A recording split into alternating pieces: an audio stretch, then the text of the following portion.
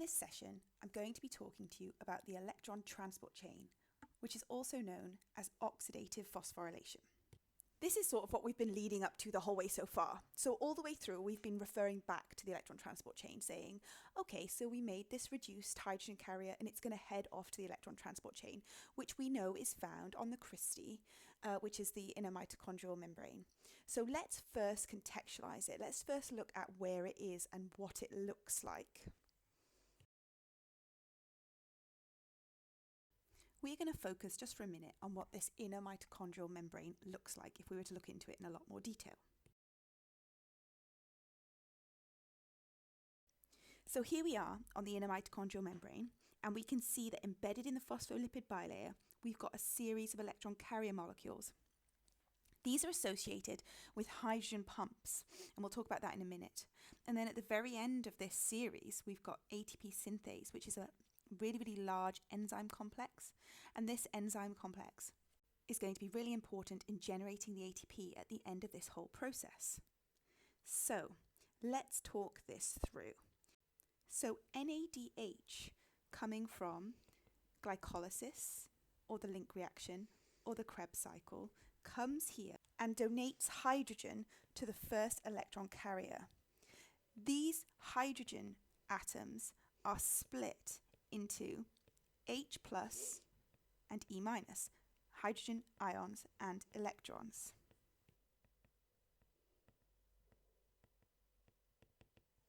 We actually end up here with a pair of electrons entering the first electron carrier. This pair of electrons is said to be in a high energy state.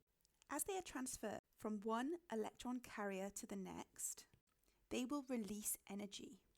The energy that is released by this pair of electrons is captured by the electron carrier, and that energy is used to actively transport the protons across the membrane into the intermembranal space. So the energy released by the movement of the electrons along the electron transport chain provides the energy to move the protons across the inner mitochondrial membrane into the intermembranal space. FADH also comes from the Krebs cycle, but FADH cannot donate its hydrogens to the first electron carrier. It has to donate them to the second electron carrier. So it undergoes the same thing, but instead of interacting with all three electron carriers, it only interacts with the second two. And that will be important later when we look at the numbers of ATP molecules produced. So we get an accumulation of protons in the intermembranal space. We generate what is known as an electrochemical gradient. This means that there is a higher concentration of the positively charged ion, the protons, up in the intermembranal space in comparison to the matrix. So they will move down their proton gradient. However, because they are a charged particle, they cannot move directly across the phospholipid bilayer. So they need to be moved via facilitated diffusion, and that is where ATP synthase comes along. As the protons move down the ATP synthase molecule, this generates something known as proton motive force. This generates a force. The protons move down, and as they move down, we have got lots of positive ions all near each other. And because they're near each other, they start to repel each other, and it causes the whole molecule to move and twist. As it moves and twists, at the very base of the molecule here in the matrix, we have got a binding site for both ADP and inorganic phosphate. The twisting of the molecule brings them into contact with each other, and it causes the formation of ATP.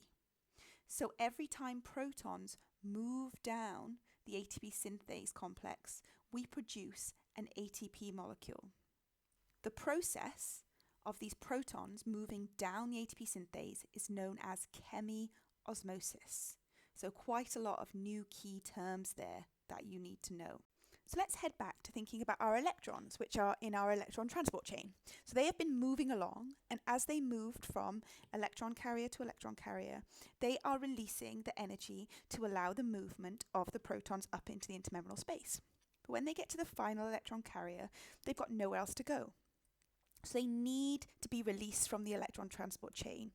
And what is the final molecule that accepts those electrons?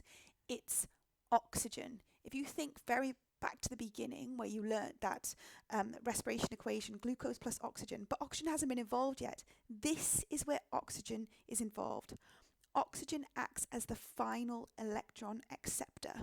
So oxygen sort of picks up these electrons from the electron transport chain and it mops up the protons from the ATP synthase. It's the picking up of the protons from the ATP synthase that prevents an accumulation of protons in the matrix, meaning that you never reach an equilibrium between the intermembranal space and the matrix. Is what maintains this concentration gradient. And the fact that they mop up the electrons from the electron transport chain means that new electrons can keep being added. If there was no oxygen to collect these electrons, the electrons would be trapped in the electron transport chain, and neither reduced NAD or reduced FAD would be able to donate their hydrogens. If they couldn't do that, it would not be possible to recycle them back to the other stages of respiration. And if they couldn't be recycled, those other stages of respiration would cease to work. So it would prevent the whole process. So oxygen is necessary to keep aerobic respiration going. So oxygen combines with the electrons and the protons and it forms water.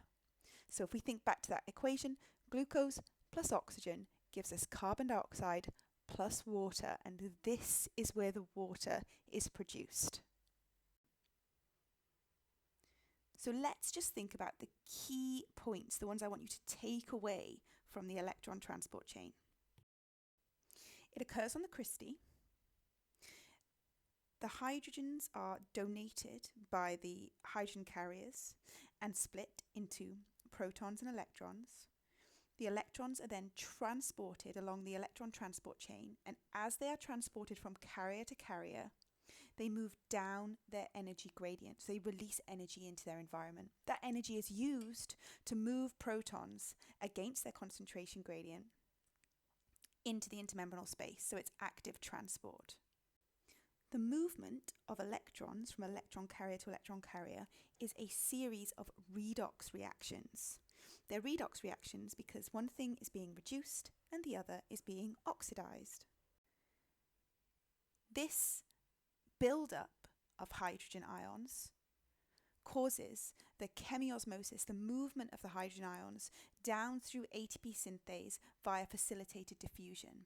This enzyme complex then causes the combination of ADP and inorganic phosphate to form ATP. So, for every reduced NAD that comes along, 3 molecules of ATP are produced because the electrons move through 3 electron carriers and have 3 opportunities to move protons up into the intermembranal space. So there are 3 opportunities for the protons to move down into the matrix. Because reduced FAD only interacts with the second 2 electron carriers, it only causes the formation of 2 ATP molecules. So let's look at the generation of ATP in the electron transport chain. And let's take a minute to understand how many NADHs and FADHs are available to us to fuel the electron transport chain. So we can see from this table that the number of reduced NAD produced from glycolysis, Link and the Krebs is in total 10. And the total number of reduced FAD is 2 because it's only produced in the Krebs cycle. We also know that we make 3 ATP per reduced NAD and 2 ATP per reduced FAD. So therefore we can calculate that the total number of ATP produced at the electron transport chain through reduced NAD is 30, and the total number of ATP molecules produced in the electron transport chain through reduced FAD is 4. So the ATP produced from these energy carriers, these coenzymes, is 34. And now we need to consider the ATPs that have been produced directly through substrate level phosphorylation. So if we just think back, we'll remember that in glycolysis we made 2 ATPs per glucose. In the Krebs cycle, we also made 2 ATPs per glucose. So that's an extra 4 ATPs made via substrate level phosphorylation. So if we add those together, we see that in aerobic respiration, theoretically, we can make 38 ATP molecules per glucose.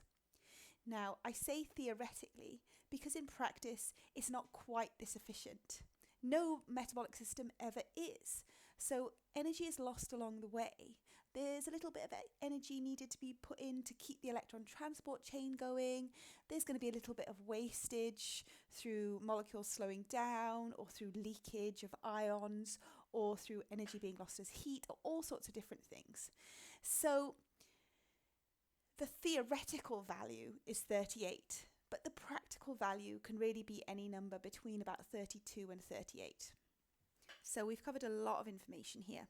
So we've covered the process of the electron transport chain, and we've covered the number of ATP molecules produced through aerobic respiration. We've also looked at the role of oxygen as the final electron acceptor, and the fact that without oxygen, all of the other stages would stop because you'd be unable to recycle the hydrogen carriers. We've also talked about the redox reactions occurring along the electron transport chain, the electrochemical gradient, and the role of ATP synthase. That's everything that you need to know for now, so well done.